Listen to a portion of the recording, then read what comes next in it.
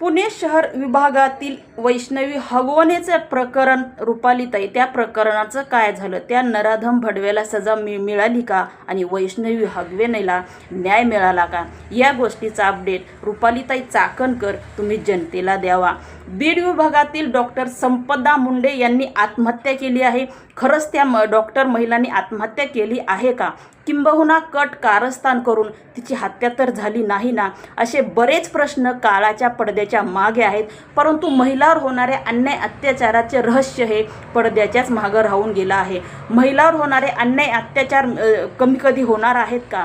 जे IPS बदनेसारखे हरामखोर भडवे महिला आत्महत्या करते आहे, तिच्यावर बलात्कार होत आहे आणि हे सांड अजूनही खुलेआम बिनधास्त फिरत आहेत. यांना कधी फाशीचा कलम रुपालीताई चाकणकर लागू होणार आहे का? आतापर्यंत या भारतामध्ये कितीतरी माता भगिनीवर अन्याय अत्याचार खून प्रकरण अपहरण झाले. कित्येक मातांना बलात्कार करून त्यांची हत्या करण्यात आली, त्यांना जाळण्यात आलं, त्यांना पुरण्यात आलं.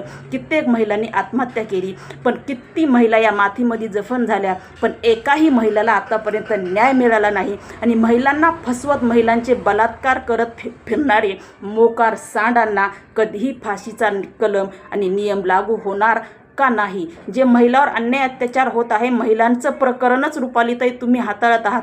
तुम्ही महिलांसाठी खुर्चीवर बसले आहात, तर तुम्ही सुद्धा एक स्त्रीच आहात. आणि एक स्त्री एका स्त्रीच्या जर चुका काढत असेल तर खरंच विचारच केला तर स्त्रीला हा न्याय मिळणार आहे का? रुपालीताई चाकणकर, जर तुम्हाला काही होत असेल, जर तुम्हाला काही जमत असेल, तर स्त्रियांच्या चुका काढण्यापेक्षा त्यांच्यासोबत जी आत्महत्या झाली आहे, त्यांच्यासोबत जे काही प्रकार घडला आहे ते उघडकीस आणण्याचा प्रयत्न करा, ना की त्यावर पडदा टाकायचा प्रयत्न करू नका. ज्या माता भगिनीसोबत जो आत्तापर्यंत अन्याय झाला आहे आणि जे सांड, जे हरामी भडवे बलात्कार करून बाहेर फिरत आहेत, आणि यांना जर कुठली सजा लागू होत असेल तर ती म्हणजे आहे फाशीची सजा. एकच कलम, एकच नियम. रुपालीताई चाकणकर, जर तुमच्याच्यानं होत असेल, तुम्ही एक महिला आयोग आहात आणि महिलांचे प्रश्न, महिलांच्या समस्या सोडवणं हे तुमचं आहे. त्याच्यामुळे महिलांवर होणारे अन्याय अत्याचार थांबवायचे असतील,